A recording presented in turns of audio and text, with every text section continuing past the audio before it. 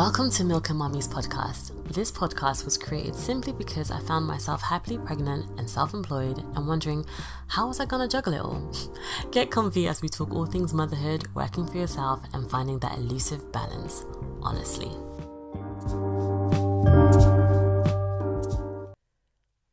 Right, guys, I have to apologize. I have to start this session with an apology because I have a cold, which means, as you can tell, you are going to be hearing all the sniffles, the sniffing, the coughing, all that jazz. Basically, all the ASMR you didn't know you wanted or needed. But that's me, so that's a quick apology I'm giving you. Today, though, we're doing something still health-related, but a little bit different. I'm joined with Ellen. Hi, Ellen. Hello, how are you? You're right. I'm good. Do you want to tell us who you are and what you do? Yes, I am Eleanor Koto. Mm-hmm. I am a fitness professional. I work in the fitness industry. I have been working in the fitness industry for about 17 years. Yeah. I have been doing personal training, I think it's coming up to 10 years now. Okay. Which is my own business. I'm self-employed, so it's something that I've always wanted to do. I want to empower women. I mainly train women. Oh, yeah? It's true. Yes. I don't know if I've ever seen you with any Yes. male clients. Yeah, that's Yes. true. Okay. I mean, I vet them, Yeah. but mainly I am women focused. Yeah. So how I came into that part of it, I mean, I didn't originally want to do personal training. Oh, yeah? What did you want to do? But I'm still in the fitness industry. Okay. But I loved classes. Got and you. I love that kind of community, that performing vibe, you know, and that instant kind of rapport that you get the feedback straight away. You know, if something is not going well, you can see it, you know, from the way that they're performing and change it straight away. So that is the area that I wanted to focus on. Okay. And then I took some time off. Yeah. Because I came into it with that perspective. Anyway, I took a few months off.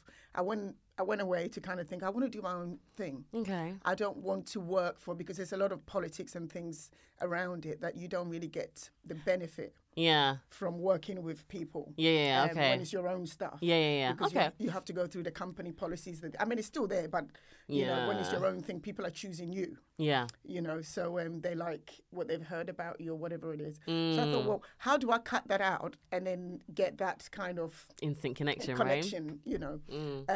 So a gym opened near me. Yeah. And then I popped in there to go and speak to the guy just to kind of, I was okay. I wasn't really looking, but I thought, let me take some time off and I'll come back. So I'll come back. And I walked in there, and there's a guy that I used to work with. He was a manager at the gym, a different gym. Yeah. And we started talking. He was like, I remember you. And it's like, I remember you too. And then he called me back.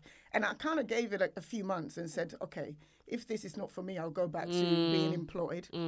And I haven't looked back. Oh, amazing. It's been absolutely the best thing I have ever done. That's it's so dope. satisfying. Yeah. So...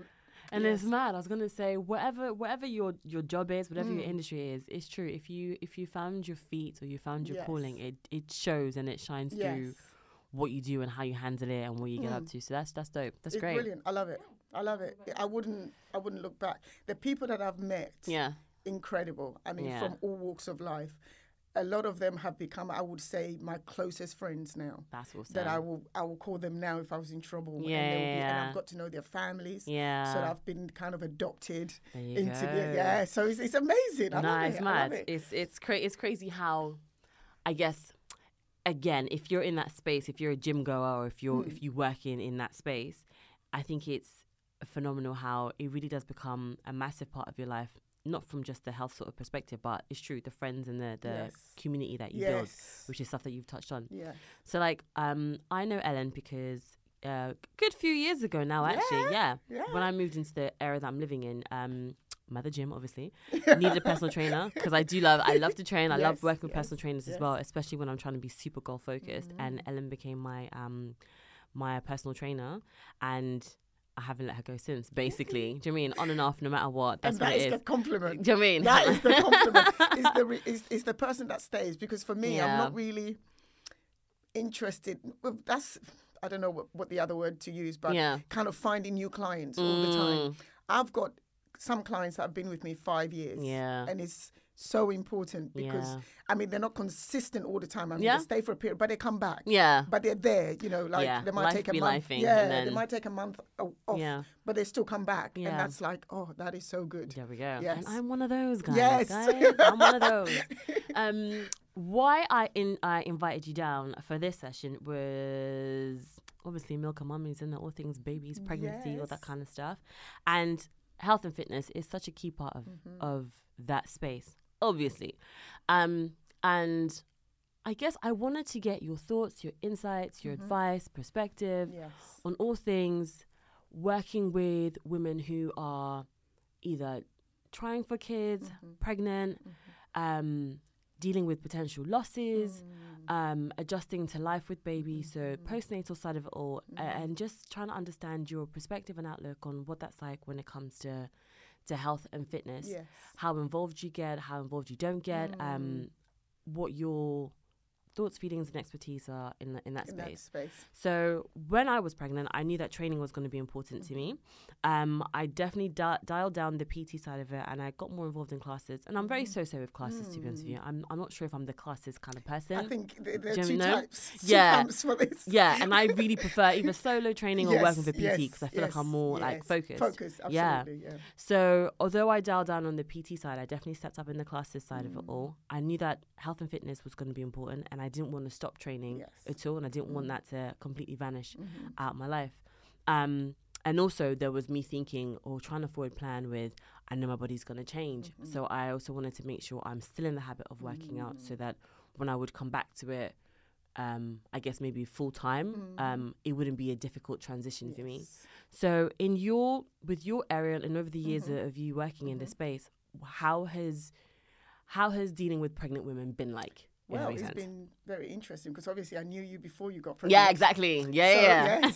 So I've had the pleasure of seeing the whole thing, right? Seeing the whole thing. But I've had a few clients. I mean, I think from what the relationship we've built, you didn't really have any issues conceiving, I don't think. Yeah, that's true. And I think the foundation of fitness, because the benefit, I mean, there's so much research of exercise. Even I would take it back to say, I'm from Ghana. Yeah. I'm African, yes. So, and I was born there. So growing up and seeing women pregnant, baby on your back, they're carrying stuff. Yeah. So that kind of is in you and it's in the back of your mind of to keep moving. Yeah, that's true, actually. You know, yeah. So, I mean, we don't see so much of it in the West, but most of the world, you see that a lot. I mean, some of them work in the fields with their kids. One strapped to the front, one's, strapped in the back. No, it's true. And off you go. And off you go. So clearly that has an impact. And if you take the Western approach where the research has been done, it supports that, one, not just for your mental health, but you are teaching your body and therefore you're going to have an easier pregnancy when you're going into it. And the birth is going to be much more easier, because you've built up a strong muscle, and muscle memory, know, so your body's strong. Yeah. Because it's going to be, I mean, pregnancy is not easy. It's not easy. Some women, I mean, some may find it easy, but your body's going through a tremendous change. You are getting ready to birth a life. And they are taking everything from you, the nutrients, the vitamins. So if you don't have that, and the exercise being one thing, obviously nutrition, stress, all of that comes into play. But I've had other women. I think I've had one woman who went through, I think, some kind of, I'm not sure if it was breast cancer but some kind of cancer. She went through IVF. She was trying for a long time. She tried the NHS. It didn't work. Then her parents helped her and she went private. They've now got a beautiful baby girl, amazing. Which I was, I had the pleasure of being around that because I knew her before that. And she was an older lady as well. Okay. I think she had the baby in her mid-40s, 44 or 45, which is an inspiration. Because, again, the statistics and says that you can't and all of that kind of stuff. So it's beautiful. That was her. And there's another one who it's my niece. I call them all my nieces. Yeah, you do. You know, they're all my nieces. And she also went through IVF. Yeah. And the first round, she got pregnant. Amazing. Yeah. You know. So I've got at least 3 or 4 who I have regular contacts with. So I see the updates and the baby, you know, they send me pictures and I see them on Instagram. And so I think, and they've come back to exercise. And for them to see the change, how they came to see me, some of them were, you know, although they've done some kind of exercise, they was weak in terms of maybe they only did maybe some kind of home exercise. Got you, yeah. So when I introduced, say, weightlifting and all of that kind of stuff, and to see their body change, and then they went into the pregnancy, the feedback that I got from them was just amazing. Yeah, and it also makes you got into the habit, you're going to carry on. Yeah. You're not starting from scratch. Yeah, and that was what was really key for me as well. Yes. Yeah, I know PT may not be for everybody. I know maybe it's not something that everybody can afford. I understand, and people definitely find their ways around to incorporate exercise into their lives, pregnant or not. But I remember a friend saying this quote, you know, they don't call it labor for nothing because it's work. So it's kind of like however you can best prepare yourself for that space, regardless of the duration of your labor. Your fitness helps. Do you mean? Big time. Trying to be as strong as you can makes the biggest difference. Because I even know when I was getting bigger belly-wise, and obviously baby's growing, when I was coming to the gym less and less, you were definitely still around to say things like, even if you go for a walk, even if you do this, make sure you're still moving. You were very you were very strong at advocating for making sure that some kind of movement makes the biggest difference, and make sure you're doing that. You know, so it was great to be able to see that regardless of the levels of types of exercise, as long as that's involved, it will have some kind of benefit to you. I know you've mentioned, you know, fitness and the industry, it coming into your space and into your world, and it was more, I guess you really enjoyed the appeal of the community. I was going to ask, what else are your motivations or inspirations when it comes to health and fitness? Many. No pressure. Many. I mean, I come from a sporting background anyway. I used to compete in 100 and 200 meters, so I think it's in the blood. My mom used to compete, so it's in the blood. Yeah. So I've always wanted to do something creative. I mean, off topic a little bit, I studied fashion, but I always knew, long time ago, I always knew I would make my fortune or my career from my body. Okay. And it sounds interesting when you say it to people. Like, I've always known. It's like, what do you mean? I said, I've always known that my body would be my currency. Okay. I didn't know why that was. I just knew that it would be. So I've always, and I believe in manifestation. And what I mean by that is, and it's in everything, I mean in manifestation, that you can actually manifest your body, if you're a young woman in particular, 30 years from now. And I've always, when I was a kid, my grandmother, going back, sorry, of course, rest their soul. Sorry, we're here, we go through all the motions. You just tell your story. God rest their soul. But she was my first inspiration, because I grew up in Ghana. I came to this country when I was 10. Okay. And she was a businesswoman. Yeah. As I was thinking about what I'm actually going to come and talk about, and I was like, oh, okay. Let me think about this. Yeah. And she used to work. She had her stall in the market. She had 2 or 3 different that she used to go to. She used to wake up early in the morning. Of course. And she had 3 children, so my mother and 2 brothers who were in London. And I never at the time didn't understand, because they used to send money. They built a beautiful house for us, all of this. And she would still wake up at the crack of dawn to go and get wood to come and prepare food for us. We had cookers and things, but she was very hands-on. Yeah. And she passed away at 95. Wow. Incredible. Her brother was nearly 110. Wow. And he used to walk everywhere. I think the last 5 years of his life, he was kind of bedridden.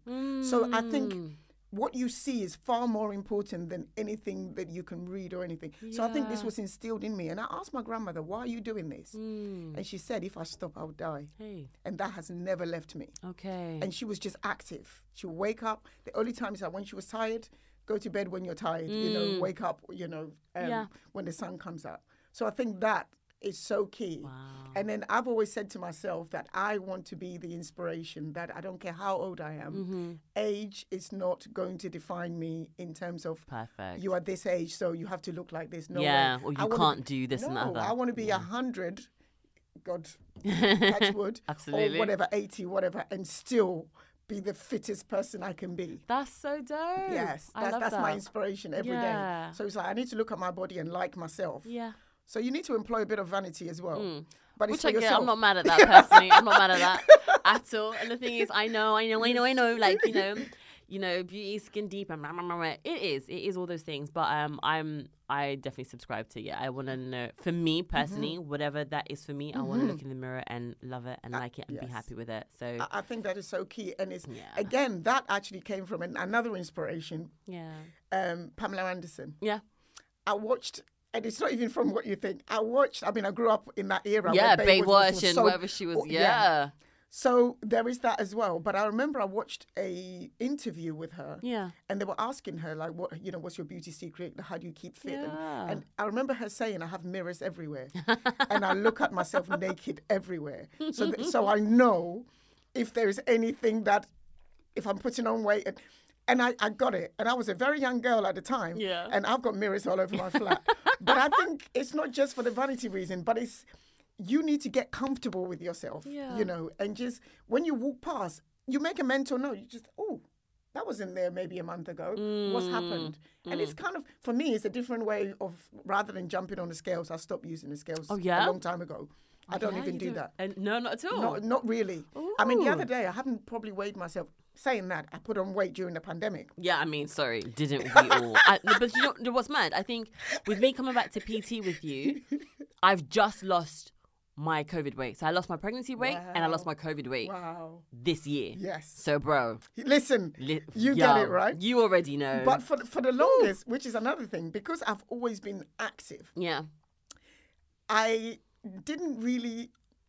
I'd never put on weight in my life. I've never felt like that would ever be an issue. Yeah. But I was trying to get a certain body type which needed me to rest and eat more because my diet was very strict. And I think to some degree, maybe the fashion at the time in terms of body and things and I came from the fashion background, which fitness and fashion don't really kind of go together. Okay. I never really thought about that, in terms of, I mean, maybe now, but when I graduated in 2002. So beforehand, being slim and thin was always the, Yeah, that was a look, wasn't it? That was a look. Like the waistlet, Kate Moss, that kind of vibe. Exactly. And I remember, I mean, I was buying her Topshop stuff and my uni was across the road from her, so from Topshop. Central. So that is what we were influenced. So that slim from head to toe kind of aesthetic was in. So I didn't really know. So I put down my sporting background for years. And growing up, I wasn't comfortable. I had triceps up flipping 3 years old or 5 years old, and doing sport. So this was not particularly, seen as attractive. Got you. So as time went on, when the fashion thing wasn't, I became a bit disillusioned with that. I mean, I thought, what else do I like? And that was, I went to the gym and the rest is history. But I had to kind of stop and think, I want to be a bit more curvier. Okay. But I wasn't, I was teaching too many classes, I was doing the most and not eating enough. So COVID came. The first was great because it was from March until amazing. Oh God, Second one, March until I keep forgetting that there August. Was a break. Yeah. It was amazing. Yeah. Second one was it was in October, it was only a month. And that was not too bad either. The last one, which took us until after Christmas. Yeah. Oh, I don't know. I think some kind of depression setting, and I don't use that word lightly. I mean, I just couldn't be bothered. Okay. But not just that. I just said to myself, do you know what? I'm never going to get this time. I just want to sit down. I feel like I've been on a treadmill, literally a life treadmill, for as long as I can remember. Yeah. So I'm just going to eat what I want and just chill. Relax. Whoa, that turned out to be 6.5 kilos. Okay. Which is no, it's a stone almost. Yeah. Sorry, I'm rubbish at kilos. Yes. I'm a stones 6.5 kilos is a stone. I'm going to do a quick Google. Sorry, I believe you anyway, pound. But yeah. Yeah. Yes. Yeah. So, so I put on a stone. So I said it to myself after I came back, no, I'm going to lose this. But that was actually the devil in disguise. It was the best thing that ever happened. Okay. Because the weight, because I've always exercised, I don't think if I didn't exercise, I don't know what would have happened to my body type and shape. It went to the right places. Okay. Like my boobs, my bum. So I was able to come in and train heavier, completely different than I've ever trained. which was very interesting. And now I can get away with, I mean, I eat well, but I can really eat. Okay, I hear you. You know, Yeah. which is something that it came about by accident, but it's the best thing, which is why I don't weigh myself anymore. Okay. So I know I've lost the weight, Yeah. but because I do weights as well, I probably look heavier than I actually. Got you. Do you see? Because muscle weighs more than fat. I know, which also drives me mad because I know muscle weighs more than fat. Yes. I know. But it's just like, no, but I don't get it. I do. But it's so frustrating because depending on how you're assessing your weight loss and your goals and things like that, I think when people are processing weight loss, it's this idea that there's a loss, period. Yes. So when you start to gain more or when you're heavier than when you started or whatever else, but you look the way you want to look, but you're heavier, I know that it can be quite... It can mess with the mind. Yeah, it's just difficult to kind of understand what that means or how that works. But yeah. No, I get it. I mean, for me, it took me a while to kind of get into that mindset. Yeah. But I'm thinking, but I'm fitting into my clothes and certain clothes beautifully. Yeah. You know, snatched waist, Yeah. the hips are out. Yeah. All of the natural stuff, the beautiful stuff that we should celebrate as women. I mean, whether you're slim or on the other side, it doesn't matter. I think work with your body type. Yeah. So that was the best thing that ever happened. And so now I don't really kind of care because as long as you're eating healthy, I mean, my rule is 70%, 30%. So if you're good 70% of the time, you can get away with Relaxing 30, 30%. Yes. Yeah, you know, that's how you so feel balanced. yeah, and mentally, and that's the thing as well. I mean, as personal trainers, you might be in the industry and in the field and but we're human at the end of the day. We still have the same insecurities and bad days and all of that. So for me to kind of get out of that and just think, no, I'm good. Yeah. All I need to do is just, I put in the years of the work. Yeah. Just repeat. Yeah. You know. How with that COVID time and coming out of it and it sort of reframing your perspective or work ethic, how did that impact your clients, whether it's the PT side or the class side? And did that impact any pregnant women that you may have been working with as well at the time? Big time. Yeah. Sorry. Big time. I mean, I think we underestimate, maybe not, but what a difficult and challenging time that was. Yeah. I mean, I put it into two categories. It's either if you was in a relationship, it became the best thing ever or the worst thing ever. Yeah. I mean, there were a lot of people that conceived during the lockdown and a lot of people broke up. And the kind of knock-on effects, I mean, I met people who really, even though they got pregnant, they went through some challenges with their partner. Yeah. Because now you're with them 24/7. Yeah, confined in that space, whatever that space was. And it took a mental toll. And even some of them maybe reassessed. Do I want to? And then coming to see me and doing that exercise kind of, I mean, a lot of the time, which is really interesting, although I'm a personal trainer, you're a therapist, you're like... It's the best compliment. One of them is like, you're my guru.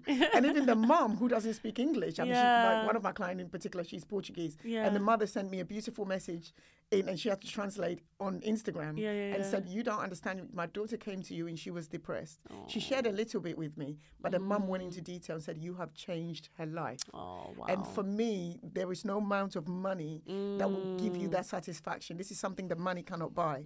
And I call her my sister now, you know, because it was to see her in a dark place and through exercise for her to transform, get into herself, loving herself, and then being able to conceive, having a healthy baby and flourishing.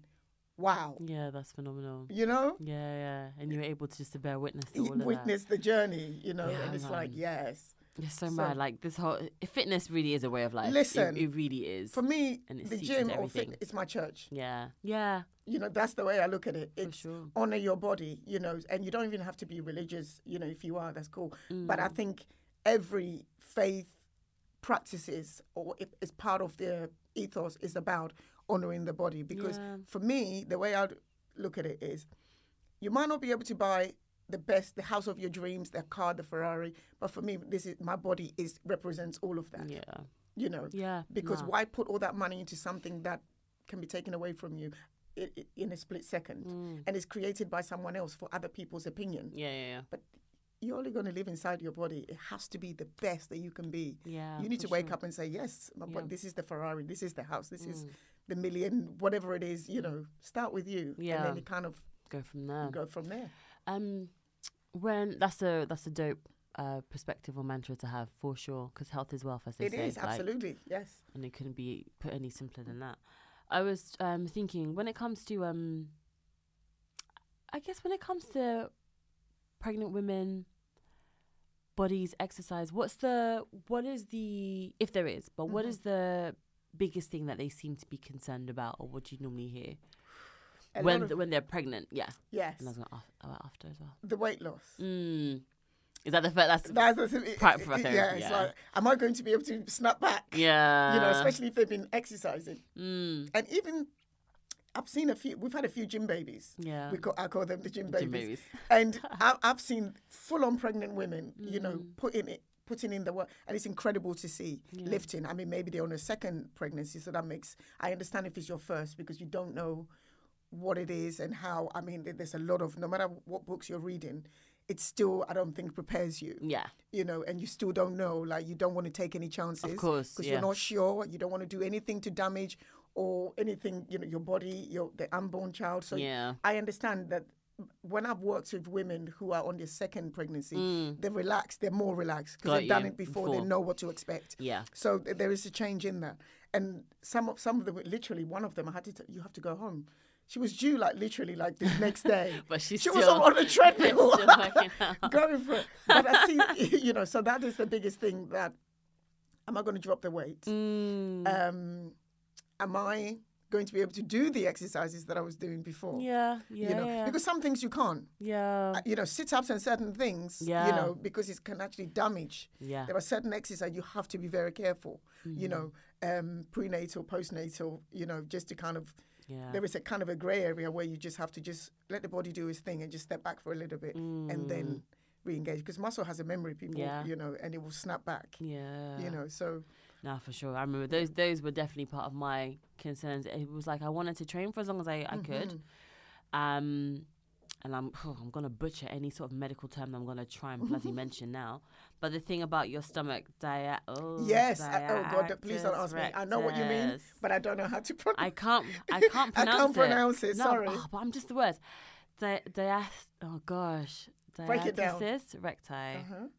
Jesus Christ. Jesus, you did it. Come on. Terrible. But anyway, I know. That's the thing that affects the six-pack ab muscle, where it can separate, right? Yes. And then you have to work to try and get it, which is closed, the hardest thing. Exactly. Or if it does go back, or if you need to have an operation to assist that.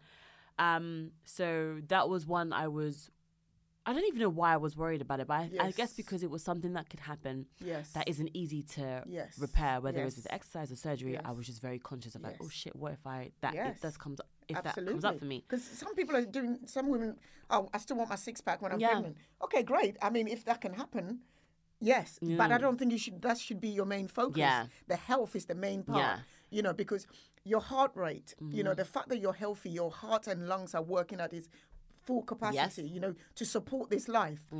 I think that should be the main focus. The rest, in terms of aesthetic, I think that's secondary. Yeah, I agree. And I think most women probably. Yeah, I think you get there. Yeah. It might be a bit of a generalization, but I do think you get there. But that was a worry. It was more what was going to change that wouldn't be able to go back or would be difficult to go back. And I think I had to find a way just to give myself peace and grace and understand it's taken 9 months for this little one to grow, get big, happy, healthy, and to come out. So give yourself time going back to the gym and give yourself time just letting your body do what it's going to do before you even add the workouts and whatever else on top of that. So that was definitely like a concern, or like a vocal thought. It was in the back of your mind. Yeah. I guess that's the best way to put it. Yeah. So it's like I can totally relate to that. I remember my first session back to the gym. It was difficult. You didn't look like it. But you made it through. Mate, it was more. Do you know what it is? It was like doing it like, oh yeah, no, I got this. I can do this. That's great. Then going home and like, whoa. And then having the few days to recover, and I was like, no, I've really got to take my time with this. That was a surprise to me. And still having to carry baby and stuff. And that is another thing. That's like 4-kilo dumbbells. There we go. So I had to really understand and process that. And like, so I had the concern about the abdomen, and then also I had a lot of pelvic girdle pain. Yes. So then understanding what my quote unquote new pelvis is like, what that looks like, how far you can actually open your legs, or how deep you can do your squats, or like understanding what that's like. So but you even bounce now, back beautifully. but I still have little like twinges and things here and there. Yeah, okay. So it's having to work with that and understand this is the new normal, or this will take some time to get back to its stronger self. So everything is different and stronger. But I'm very content and very happy, and I work with that. So it's that's definitely a bit of a mindfuck in its own very, very special way, which is really frustrating, man. But like, do people come to you as well in terms of like nutrition during pregnancy or food? Okay, how do you find that, or what kind of comes up for you in that space? I mean, cravings come into it as well. Oh yeah, you know. What was your craving?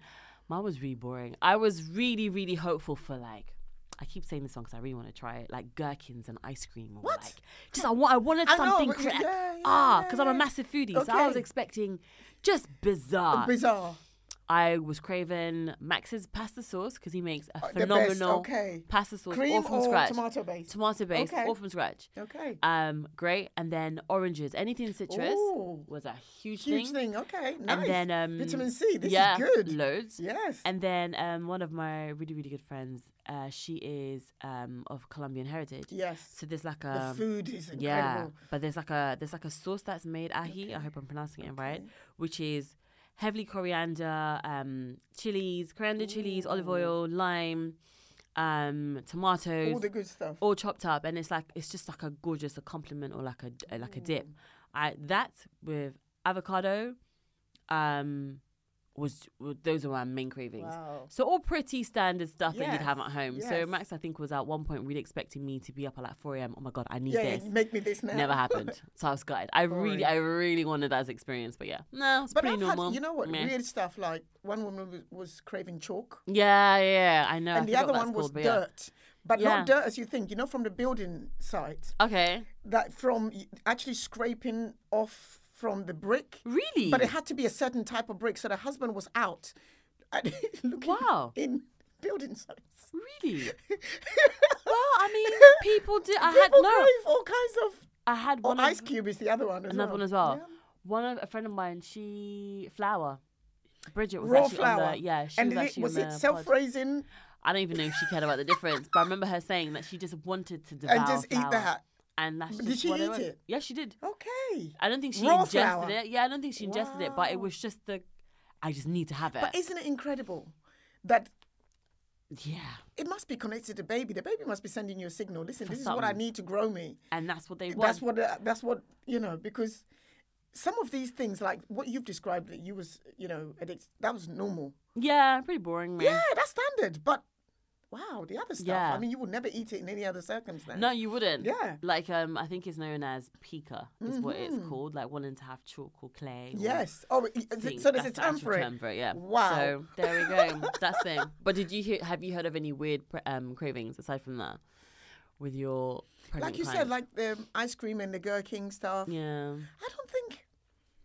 I don't know, maybe because we're in the age where you can Google everything. So I think people are more cautious, not to kind of indulge into their thing too much because they can Google it and find out, oh, maybe this is not good or whatever. So maybe that will stop. Maybe that's what I'm thinking. Yeah. But nothing really too crazy. Okay. I think most of the women that I've become, because obviously there's a fitness element, because they've come to me through the fitness, but they're aware. Yeah. So therefore they kind of want to stick to that. If anything, they just eat more. Some of them are not even hungry. Yeah. And that's that. Yeah. That's mad. I was, I don't know if anybody ever presented to you with this whole eating for two, which obviously. Oh, that's it. That's a myth. It's a myth. I know. I was very sad about that fact. I obviously growing up, that's definitely what we heard a lot of. Yes. So to discover that, you only need like an extra 400-600 calories. Because I think only like the last 2 months or something is when you really expand. That's when you should be eating for two. Yeah. Lack of a better technical terms. But up until then. Just normal. So sad. Yeah, I was really looking forward to that phase. I bet you were. I think, why not? It's the time that when you can think, you know what, there's a miracle growing inside me. Let me just chill for a second. Yeah.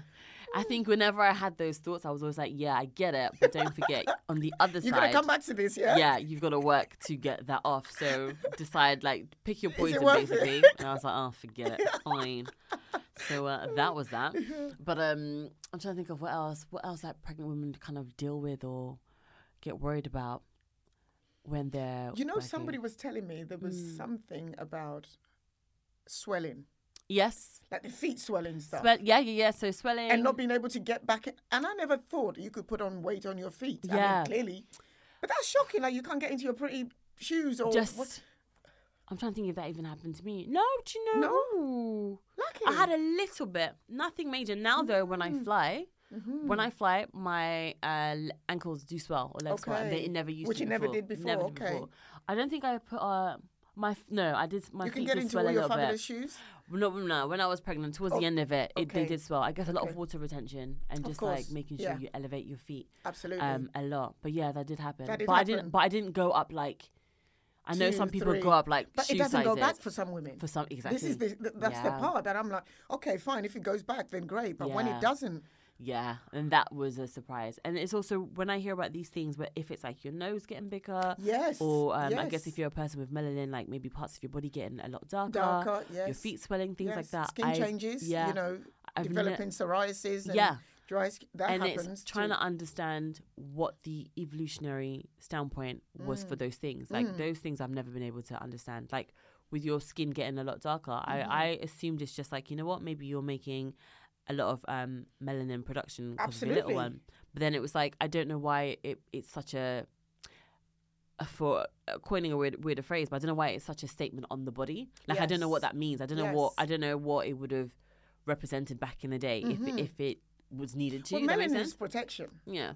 If you think of it that way, in terms of our skin we're protected against the sun better than most other races, for example. So all of this focus. So imagine if you're growing a plant, just out of just comparing everything that it is made up of you. It's now micro channeled, because from a cell, I always think this is amazing. From one single cell, this beautiful human being, and we're talking from eyelashes. I mean, think about the most minute things that comes into fruition. That I think I'm still amazed, every time I see my clients, it's like, let me touch your belly, because I just think it's so incredible, from fingernails, toenails, like our knuckles are darker, all these intricate little things that makes the full spectrum of the mini human. You have to produce more of these things. That is my kind of understanding of putting the two together, that maybe things that you don't need as a fully grown human, that needs to happen, or you have to produce that more to redirect, so they get more of it. Do you see what I mean? You're just left with the excess just everywhere and all over you. But now we're very lucky. I mean, there's creams and things that you can look after yourself during your pregnancy. Yeah, sure. I mean, our ancestors didn't. If they had that in the middle of the field, that's what you're left with. What it is. At least now you've got stuff to kind of make you go back to the way you were before, as best as possible. Yeah, it's true. It's mad. My I definitely want to have I haven't had her on this yet, but my mum, I really want to ask her thoughts and perspective of what this whole process was like for her back in the day. Exactly. And what, I don't know, the concerns. What we have now that she didn't have then, that would have made life easier. Yeah, exactly. If at all. If at all. Or how things are maybe, quote unquote, worse now, if at all. If you know what I mean. Yes. That'd be really good I keep meaning to get that done, so it's definitely coming, the list to do. Definitely. For sure. I wanted to know, like, have you ever had any clients, and again, relating to pregnant clients, but have you ever had them come back to you with information, say medical information, NHS information, that goes against, that's too harsh of a word, but I guess that's in conflict with what or how you train them, or what you'd give them as advice? Absolutely. Yeah, really. Everybody is an individual. Yeah. And depending on your pregnancy journey, one thing that I would take when they come to me with what they've been told they can't do, most midwives are mothers. So they kind of, there's a medical side and there's a life experience as well that cannot be kind of maybe studied or whatever. So they bring the two together. But the ones that I find that I always say to them, find out the background of their fitness. As in, did they do exercise? Okay.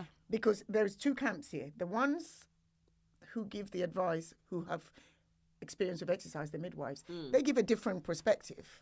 And they're very open and supportive of, this is amazing, you know, you should be exercising and it's great. And then you have a different camp, which is stay away, don't actually do anything at all. Just stay away from exercise altogether, which I think is a very, not the best advice, because there's no study that says exercise is bad for you. So again, knowing the person's medical history is so important. How they got pregnant, if they've had any issues, because there could be pre-existing conditions that maybe will interfere with, you know, heart rate, breathing, all of that. So I'm always kind of treading the fine line. And also I say, look, consult your parents, your mum, because she gave you life, you're here. And if there's nothing, I think sometimes maybe the medical profession can be too cautious. Okay. But I don't even necessarily think it's a medical profession. I think it's the individual giving that advice. Because personally, I would not take advice from, say, even my GP about something like, if you've never exercised, and I go there and they tell me, because some of them will say, the BMI, for example. I was about to ask you about BMI. Oh, God. Yeah. I'm overweight, according to the BMI. And I'm looking at them they've never done a day's exercise in their life. And you're going to advise me that I should take your advice because it's written down in a book somewhere. Somebody did a study and I should stop doing this. No, it's not going to happen.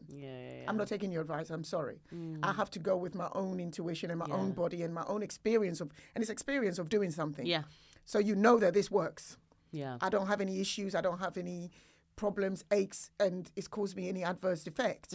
So I think it's a fine line. Yeah. But I always will go on the side of exercise is very, very important. And not just the exercise that we know in the West. Yeah. Most places, women have never been to a gym.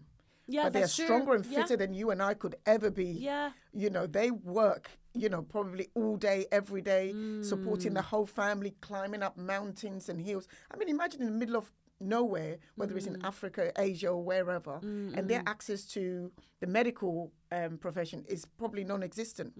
Maybe, you know, they give birth from someone in, you know, in the community or whatever. Yeah, like a doula sort of vibe. Yeah, that would support them. You know, and clearly that population is still going. I mean, what do you say to that? So I think bring your own judgment into it. You know, take some of what the medical profession is saying, depending on your medical history. Yeah. But I think a lot of people, women in particular, the intuition is amazing. You know what's good for you. Yeah. So other than maybe high blood pressure, maybe if they were on certain medication, depending on what their background is, not really. Not really. Yeah. Okay. Yeah, that's cool. They're great advocate for fitness. They want to. Yeah. You know. Do you ever have people...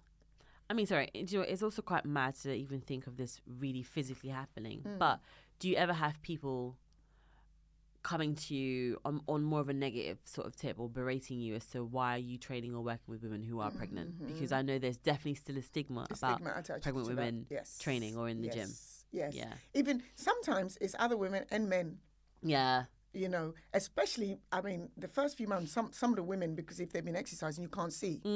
Yeah. You can't tell at all. Some women you can't tell until they're 6 months. Yeah. But afterwards, you know, you see other women who've given birth. I don't know where that's coming from. They're mothers themselves, and, you know, but they shouldn't be here. Why not? Yeah. You know, oh, but it's going to damage the baby. What damage? Yeah. You know, they're not doing crazy things. Yeah. You know, what do you think they're doing? Yeah. You know, they're doing squats and lunges and, you know, lunges with bicep curls. They're doing chest press. You know, I'm not having I mean, the one thing that would always be an issue is stay away from sit-ups. Yeah. There is no reason for you to be doing sit-ups after, you know, a certain point of pregnancy. 100%. You know, you shouldn't be doing that. And if you exercise properly, I'm very, my thing about form is so important that if you're doing things properly and you're engaging your core, and your core is the lower back, the glutes, and a hamstring. So even if you're doing just a simple bicep curl, you shouldn't just be doing that. Yeah. You should adopt a proper form. Yeah. Because for me, it's like you're building a house and you need a good foundation. So every exercise, if you got the correct form, it's going to contribute to you laying down that foundation for that amazing core. Yeah. You don't get a flat stomach just from doing sit-ups. It's a myth. Yeah, that's true. Everything else. It's food, everything else. Even the way Compounding. It's a thing, like today I got on the train to come here and it's a thing in my mind. Literally, I'm sitting here. I need to make sure my back is straight. Yeah. Continuously, you know, so it's something that I just like, listen, form, you know, it's so important. Yeah. You know, because the sit-ups, you know, six-packs is made in the kitchen. That's what they say. And I'm like, boy, I don't know if my kitchen's conducive to a six-pack, but you'll be happy in my kitchen. Will I be happy? I want to see your fridge. Send me a picture. And that's all I can say about that.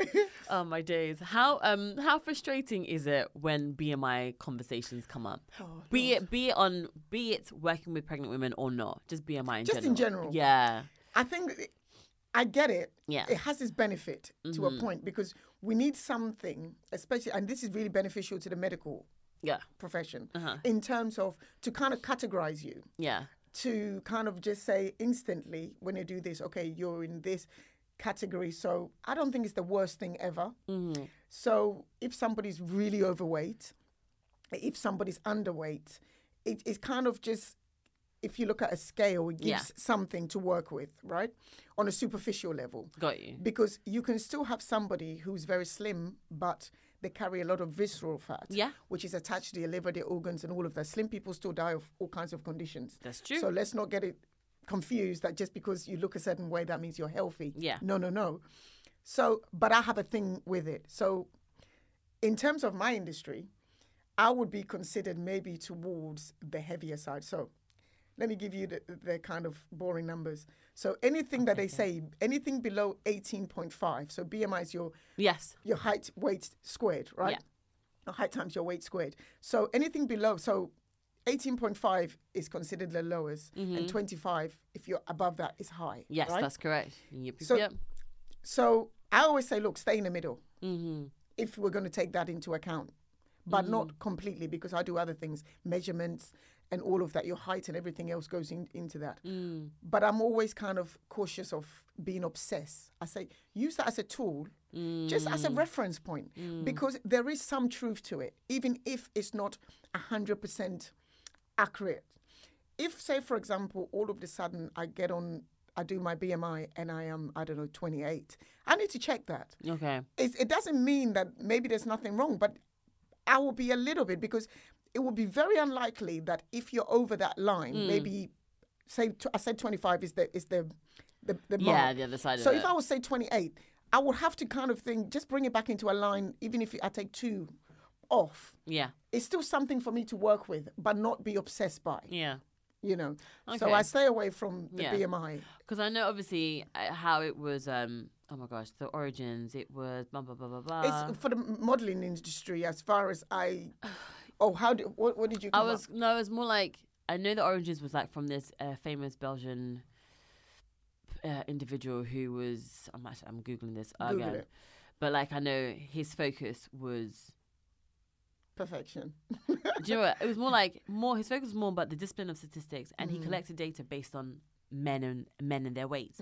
So obviously he's in a particular part of the world looking at men from a particular part of the world. That's true. Right. So it's also, I understand that although this is the general tool that's used in this space, I understand that if you're from a different demographic, if you're from a different ethnicity, that goes into account. Right. It doesn't quite apply to you in the same way. I'm doing all the air It doesn't take because, muscle into account either. Right. Yeah. So I know that, say, as I'm an African woman, my body's built a certain way, my fat is placed a certain way. So I understand that even with that, I have to sort of bear that in mind. And then getting pregnant and getting bigger, yes, it's getting bigger in one regard, but it's almost like I'm trying to say, but that doesn't necessarily equate to unhealthiness, but then you're still going to take certain things into consideration. So I know how it can kind of then start to feel like it's a lot more in flux, and how much does BMI actually relate to you when you're in this space? Do you know what I mean? So, like you said, being an African that's woman, difficult. So stereotypically we have larger, stereotypically.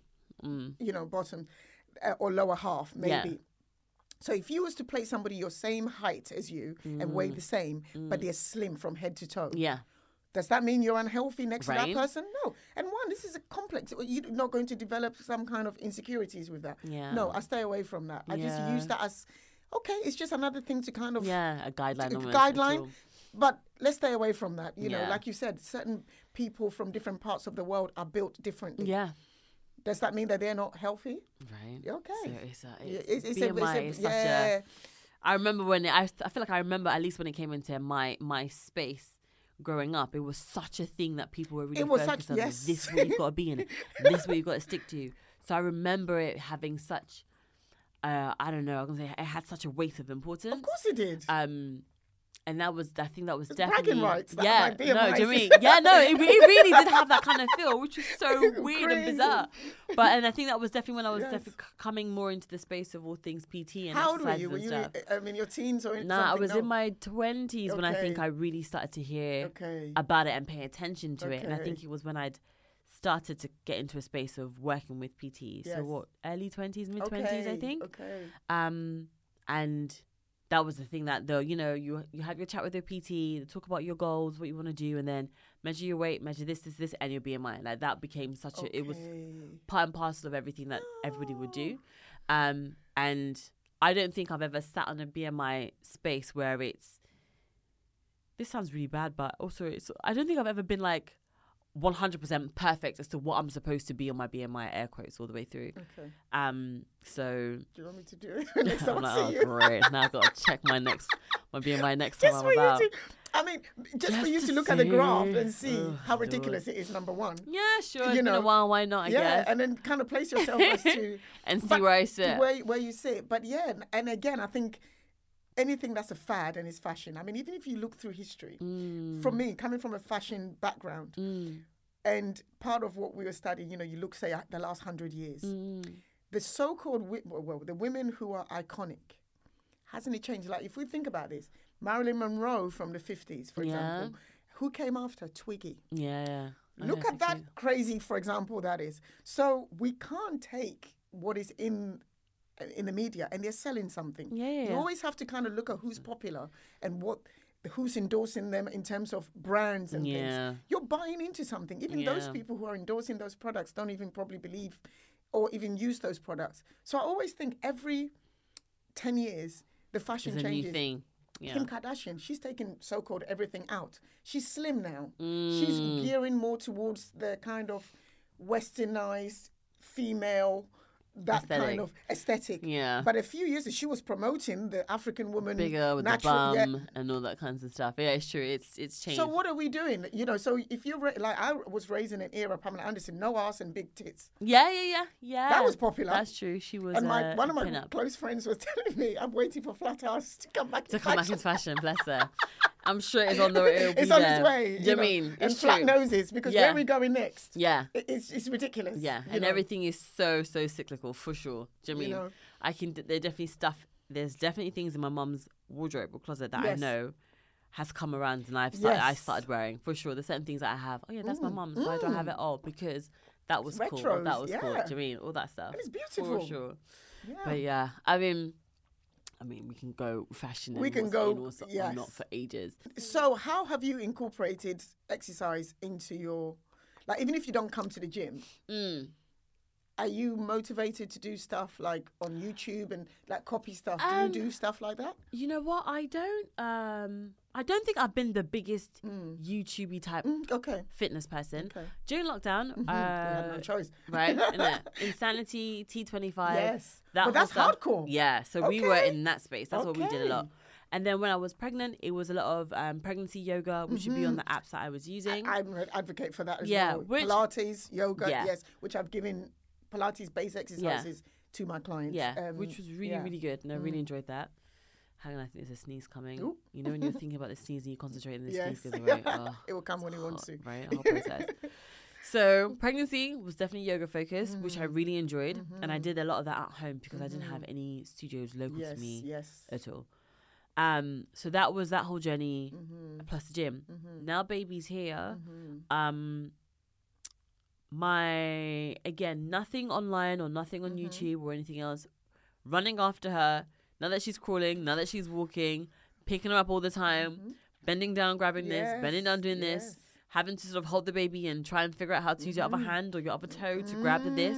That has become part of that's my home workout routine. I get that. Yes. The heavier she's getting, the more strength you need. Yeah, and I'm mindful of like, okay, if I'm gonna do this, let me go down in a squat. Yes. If I'm gonna do this, let me go down in a deadlift. That, yes. So I've tried to kind of flip certain things, yes, into the everyday. So that's kind of my best way of doing it. And now that she's walking, you're forever chasing them. Yes. So that kind of helps That's as your well. cardio. That's my cardio. Isn't it? If we go to the park, I let her go, let her walk. be free and run around after her. I love it. So that's how I've had to flip it. But yeah, because right now I can't even, whatever we're doing at home, she copies. So whenever Max is doing important. And he does a lot of calisthenics and capoeira and all that kinds of stuff. Yes. So if he's at home and he's doing like his press ups, whatever else, because he's set himself certain targets and stuff, she joins in. I love it. So cute this and is so funny. Right? We need a little family setup. So we've found ways to make sure fitness is in the everyday somehow in some way, shape or form, and that's it. But in terms of watching YouTube stuff, no. Not really. And you know what is so important? I'm so glad you mentioned that what you do at home, she's copying. This is the most important thing. Yeah. Because there was a study that was done that said by the time you're 5 years old or something like that, that your habits are formed. Wow. So this is what we call paradigm. This is why it's so hard for people to change their dynamic. Yeah. So what your baby's seeing or your child as they're growing is more likely what you're going to do. And later on. Now, the World Health Organization, which is in charge of so many studies, which kind of they bring out articles and report that benefits us, as in what's happening globally. And we're talking 20 years from now, that most of the world's population is going to be obese. Which is so scary. And that's talking from all people from all walks of life, all around the world. Wow. You know, so there are children under the age of 5 developing type 2 diabetes. That's crazy. Which is solely to do with your diet. Yeah. And we're talking, these are people in the most remote part of the world. Wow. So they are normally, if you take it back maybe a couple of decades ago, they were eating healthily. Yeah. But now Coca-Cola in the West is kind of, if you go there, you will see these, you know, the brands are there. Yeah. So they are fine dining on those things. Yeah. And it's affecting. Wow. And long term, the medical side of things, this is going to have an impact. So what I believe is so important to instill in your children by what you do, because they're picking it up. Now, I mean, in schools, they're taking away the playgrounds and all of these types. I was fortunate enough to take part in sports. Not everybody is interested in sports or it comes naturally to them, but we are happiest when we're moving. Yeah. Just move. Yeah. Your child is going to take that. So, you know, there are other things they're going to pick up and it's amazing. Yeah. So keep doing that. Yeah, no, 100%. So she sees it all the time. Yes. She's a massive mover as well, not just because she's learning to walk and all the rest of it, but loves she's to an dance. Active child. Yeah, she's really active. So that makes us feel good about Amazing. Having, I guess, activity as part of her every day, and that's super key to us. But it's laptops and things like that, and iPads and And I know everybody, I feel like there are lots of parents who are like, yeah, well, we said we're never going to use an iPad or whatever else, and then it comes into play. It's life in. Right? But it's like, I really hope we can hold out or just not introduce it where it's a focal point for her. Like, there are just other things to do outside, or there's other ways in which to play and educate yourself and stuff. So that's where we're sitting in that regard. But, like... And also, like, there are people that I've met as adults. And some of them, not all pregnant, but, you know, the pregnant ones, they will be honest with me, I don't like to exercise. There is no desire in me. Mm-hmm. You can learn. I mean, this is why for me, like before, I try to make my sessions fun. Yeah. And because it's very important, because the reason why one of the studies that was done, people do certain activities, especially exercise activities, is because they enjoy it, right? Yeah. You know, and I always make it fun. I'm not one of those serious PTs. That's very true. You know, there's a time and place, but it has to fly by because it has to fit into your life seamlessly. And by doing that, because to get people comfortable with exercise, like it's not an outside alien feeling. Yeah. It starts from childhood. And it's so important that I have, you know, friends who work with, you know, children in kindergarten and, and, you know, they can always say, I say to them, can you tell, like, without kind of stereotyping, like what the child is going to grow up to kind of, and you can see from the ones that kind of stay by themselves, they don't want to do, they don't want to move, and you can categorize in terms of the ones that are running around like continuously, but just getting kids used to, because you find later on when I meet them, they just completely disconnected from their body. And for me, exercise is not just the idea of I'm exercising. Become one with your body, because you have to be comfortable in your own skin. And that's part of moving. So forget the exercise part. Any kind of movement is exercise. That's so important. So yeah. Yeah, no, I hear you. So my gosh, yeah. So if you're pregnant and trying to make sure your health and fitness is on point, move, any kind of movement. Yeah. I don't know. Are we going to wrap it? I don't know if you want to say. I think we've covered. I can always come back if you think this of different. This is also very, very true. But I guess, do you know what? Is there a main bit of advice that you would give, like a takeaway, that if you're someone who's expecting and you're finding it difficult to incorporate any sort of fitness elements to your current space and fit, what would you suggest if there's anything? You know what? Start with the smallest thing, walking. Like, and when I say with that, even if you don't have access to things, or you feel because some people are too busy, some people are working 14, 16, you're knackered. Of course, and even affording the gym can be difficult, or just time, you know. And I always say advice is, look, get off a stop before and walk. Yeah, my mum used to do that. Yeah. It makes all the difference. Find a little bit of where you think, even when you go and pick up your shopping bags, instead of ordering whatever, Uber or what, just stop a few kind of 10 minutes before, 5 minutes, because consistency. And I always say, you're putting money into the bank. That's the bank of your body. So imagine that money jar we used to have as kids, and then you put £1 in, and one day you go there, it's like, oh my God, I've got all this money. Exactly. That's your body. So start small, make little changes.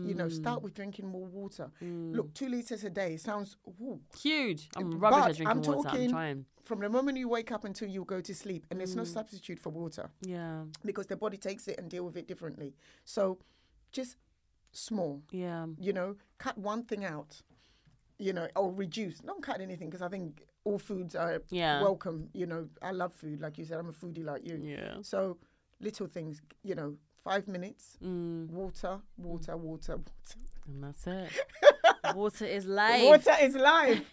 And sleep. Oh, yeah, that's it. You got no choice but to sleep. But to sleep. Yeah, well, you know more about that. So, yes.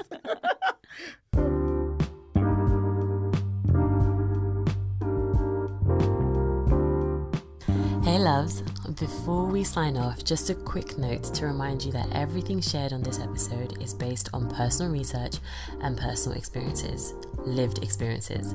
I hope we were able to give you some food for thought, but please make sure you conduct your own research and speak to your healthcare professional if you have any questions or concerns. Okay, with love, catch you on the next one.